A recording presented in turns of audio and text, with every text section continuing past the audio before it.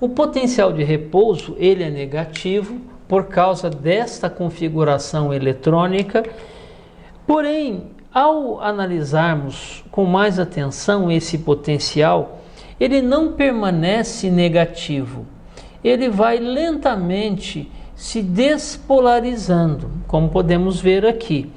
Mas por quê? Espontaneamente, o potencial de repouso vai ficando menos negativo e ele vai subindo em direção a um valor que vamos chamar de limiar.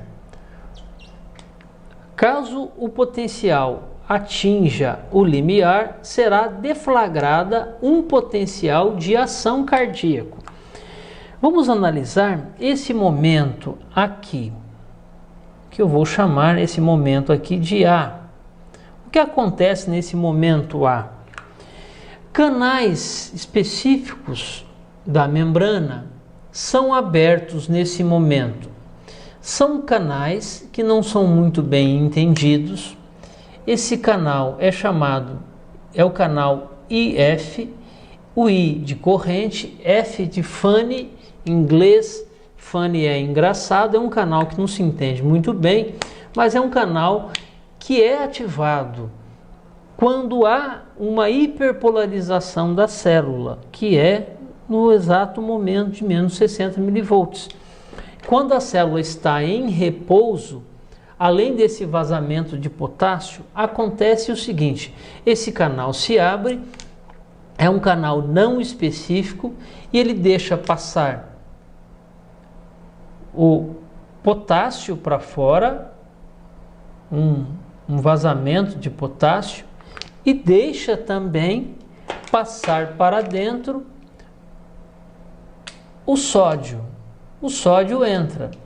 Como entra mais sódio do que sai potássio, e o sódio é positivo, como há uma quantidade maior de sódio entrando, o sinal vai lentamente ficando mais positivo. Então, nesse exato momento, a gente tem a abertura de canais,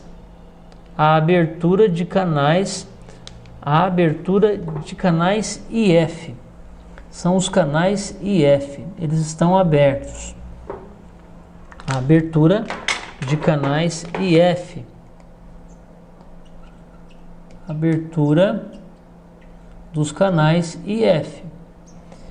Esses canais ficam abertos até aproximadamente quase no limiar, que é menos 40 milivolts.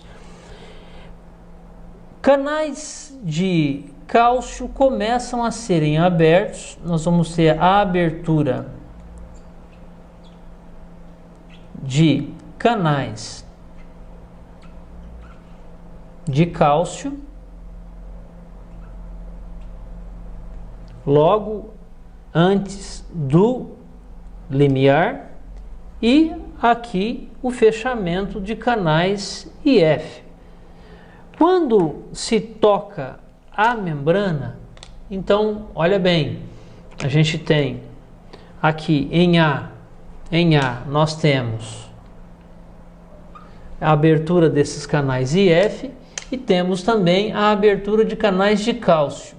O cálcio concentrado fora, o cálcio vai entrar através desses canais de cálcio, no momento A, e exatamente nesse momento B, onde se toca o limiar, abruptamente se abre uma grande quantidade de canais de cálcio. Então há a formação do potencial de ação das células de resposta lenta, que não chegam a ultrapassar mais 20 milivolts, e logo depois esse potencial vai se recuperando lentamente e vai voltando aqui para o valor negativo. Então vamos entender o que aconteceu. O canais de cálcio se abrem abruptamente Em B, nós temos uma grande quantidade de cálcio sendo levado para dentro da célula, em B, e a gente tem a formação do potencial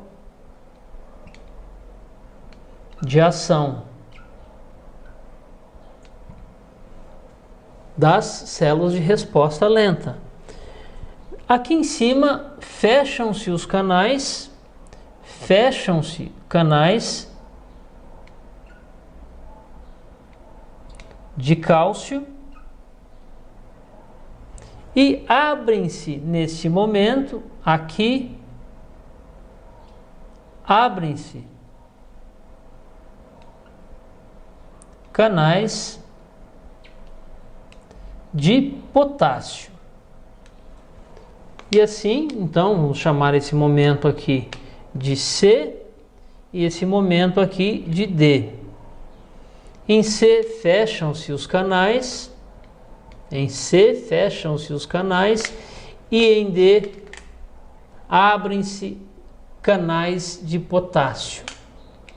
Canais de potássio se abrem e o potássio começa a ser extravasado, resultando numa repolarização. E aí, tá gostando da aula? Olha, se você ainda não é inscrito no canal, inscreva-se no canal e marque o sininho das notificações para ficar sabendo de novas aulas. E lá no final, deixe seus comentários, as suas dúvidas e, se você gostou da aula, deixe seu like também, ok? Então, vamos continuar.